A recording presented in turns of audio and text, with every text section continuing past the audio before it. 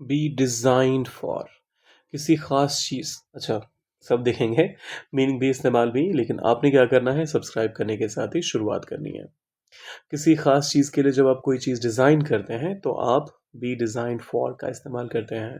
This tool, यह tool is designed for professionals, पेशेवर लोगों के लिए डिज़ाइन किया गया है, पेशेवर लोगों के लिए ही बनाया गया है।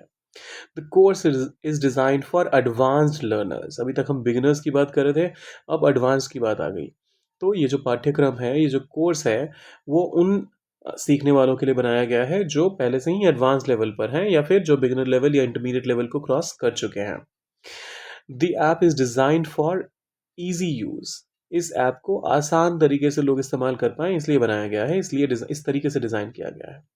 The building is designed for energy efficiency, इस बिल्डिंग को, इस मकान को इस तरीके से बनाया गया है कि ये एनर्जी एफिशिएंट होता है, मतलब चीज़ें यहाँ पर बिजली की कम खपत होती है। अब मान लीजिए अगर हर हर कमरे में, हॉल में आपकी रोशनी आ रही होगी, अगर आप सोलर पावर का इस्तेमाल कर रहे होंगे चीज़ों के लिए, तो अब या फिर इस तरीके से डिज़ाइन हो जहाँ पर कि एक नेचुरल कूलिंग सिस्टम तैयार किया गया हो, तो इन सारी चीज़ों से आप क्या करते हैं, एनर्जी सेव करते हैं। तो इसी तरीके से बिल्डिंग को बनाया गया है।